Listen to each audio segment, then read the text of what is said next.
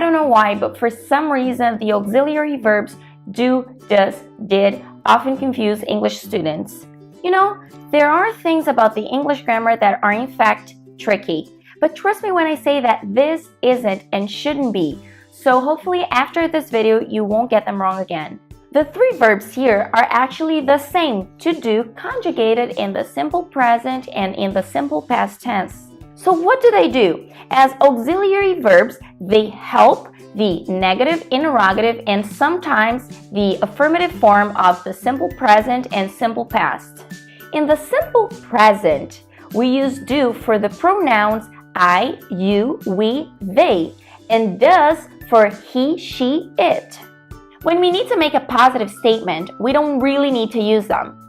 Just like here, I play soccer, she plays soccer, unless you want to emphasize the action, in which case you can say, I do play soccer, she does play soccer.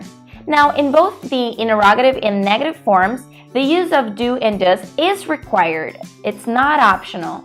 To ask a question, the verb do, does go before the subject, I, she. Do you play soccer? Does she play soccer? Here, don't forget that the verb play can no longer have the s in the end, because the verb do is already being affected by the simple present rule, and because of that, do becomes does. And to negate, you must use do, does before not. Usually, we say and write the contractive form, don't and doesn't. I don't play soccer, she doesn't play soccer.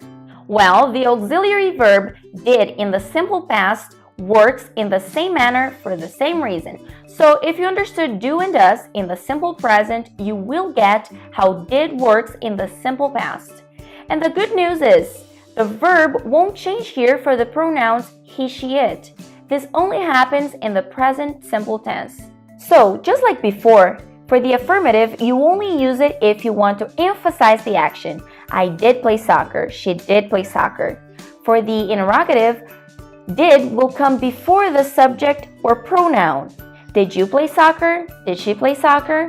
And finally, did will come before not in the negative form. I didn't play soccer, she didn't play soccer. Well, that's it for today. Thanks for watching. Don't forget to subscribe to the channel, to leave your comments below, and to like the video. I'll see you next C session.